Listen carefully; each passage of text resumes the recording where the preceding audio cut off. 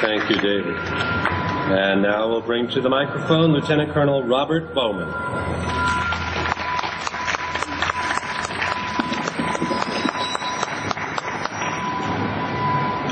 Thank you. As a pilot, I concur with Colonel Gapp's analysis of the gross improbabilities in the official conspiracy theory. And as an old interceptor pilot, I share his puzzlement over the lack of interceptors that fateful morning. As a career military officer, I'd like to concentrate on the enormous harm the official 9/11 conspiracy theory has done to our military establishment and to the people in it. Using 9/11 as the excuse, the multinational corporations and bankers have used our brave young troops as cannon fodder in their corporate wars of aggression. They have systematically taken away our constitutional rights, including those of our military personnel. The entire war on terror is phony. And it would be even if you believed the ludicrous official conspiracy theory about 9/11. Both wars were planned before 9/11. The war of aggression against Afghanistan was in retaliation for the Taliban refusing UNICAL rights to build a gas pipeline across Afghanistan to get trillions of dollars worth of gas from the Caspian Sea to their tankers in the ocean. The military leadership knew it had nothing to do with the Taliban harboring Osama bin Laden.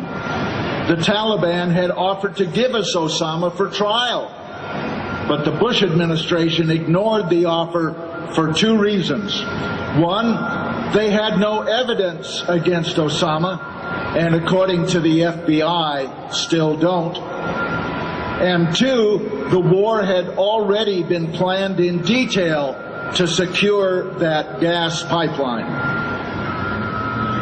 The war against Iraq was outlined in the PNAC document, Rebuilding America's Defenses, published before George W. Bush even became president. Its purpose was to provide a military staging base from which to control the entire Middle East and its tens of trillions of dollars worth of oil and gas. Now, the authors of that document admitted in it that the American people would never go along with their plans unless there was a catalyzing event like a new Pearl Harbor, unquote.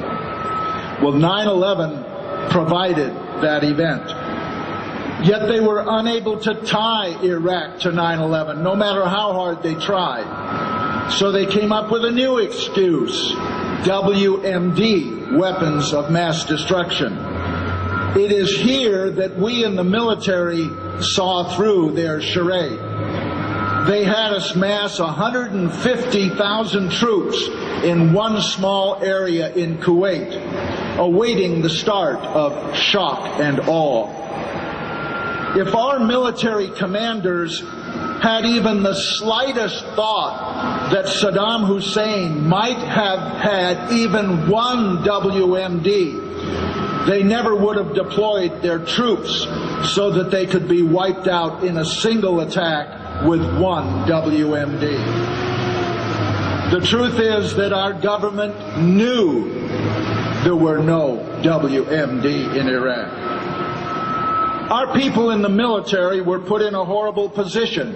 Either sacrifice their career and their freedom by refusing orders, or knowingly participate in a war of aggression against their oath of office and the Nuremberg principles enshrined in the Uniform Code of Military Justice. So we have two corporate wars of aggression. Wars in which we are making the same mistake as in my war, Vietnam. We are fighting the people who live there. What has been the result? About 5,500 of our finest have died. The lives of 40,000 of our injured soldiers will never be the same. Tens of thousands of our young men and women have severe psychological problems because of what they have seen and what they have done. Hundreds of thousands have been poisoned by depleted uranium and will suffer lives of pain and disability and will father thousands of children with severe birth defects. Our military services are depleted and demoralized. The VA system is underfunded and overwhelmed. The National Guard and Reserves have been subjected to tour after tour, disrupting lives for even the lucky ones who return unscathed. Jobs have been lost, homes have been foreclosed, marriages have been destroyed, children have been estranged, and for what? We have alienated our friends around the world and made new enemies. We have created thousands of new recruits for Osama bin Laden, whether he's alive or dead. And we have further endangered the American people, and all because of 9/11. You know, there's massive evidence of a cover-up with respect to 9/11 itself. I've spoken with both Governor Kane and Congressman Hamilton, the co-chairs of the commission, and they both say that there are outright falsehoods in the final report. Never mind all the omissions. The report over which they had no control. It was written in the Bush White House by Philip Zelikow. Now, when you combine this with the confiscation of videotapes, audio tapes, black boxes, and other evidence by the FBI, it is clear that regardless of who was responsible for 9/11, the subsequent cover-up was itself a conspiracy involving elements of the Bush White House and the intelligence establishment. To prevent further 9/11s, we must get to the truth about all those involved in the last one. You know, the American people have never been told who was really responsible for 9/11. Dedicated researchers, like some we've heard today, have proven that it could not have happened the way the Bush administration said it did. Hijacked airliners do not fly around for an hour and 40 minutes without being intercepted, unless our air defense system was deliberately sabotaged. And 19 Arabs with box cutters couldn't have done that. Indestructible black boxes, and by the way, they're not really black, they're bright orange, but never mind. Indestructible black boxes do not evaporate in the same fire from which an unharmed passport floats to the street below. Airliners, all of whose parts carry identifying numbers, do not crash without leaving a shred of evidence as to what they were. You know, the truth about 9/11 is that after 9 years, we still don't know the truth about 9/11, and we should, and so should the families of victims. And let us always remember, the victims of 9/11 include not just the roughly 3,000 people who lost their lives that day, but the 5,500 military personnel who have lost their lives in the Afghan and Iraqi wars, as well as the hundreds of thousands of innocent Afghan and Iraqi civilians. All of these victims and their families cry out for a new independent investigation of 9/11.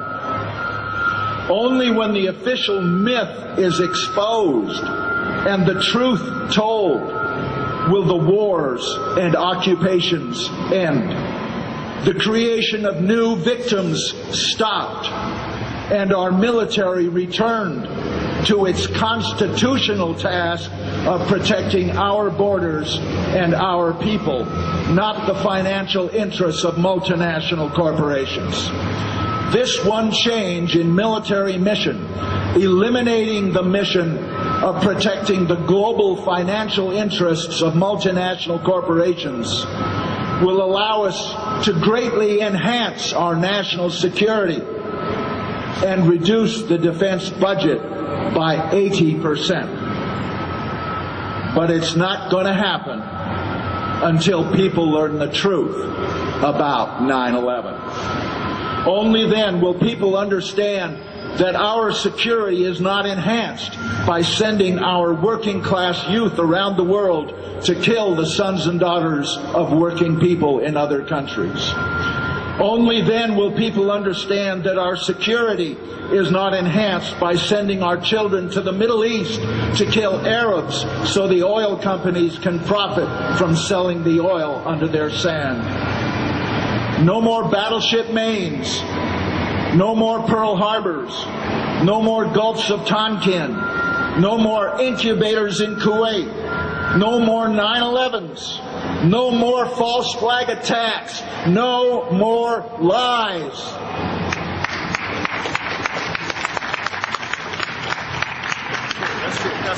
As a 100% disabled combat veteran, I say the best thing our government can do for us is to quit making more of us.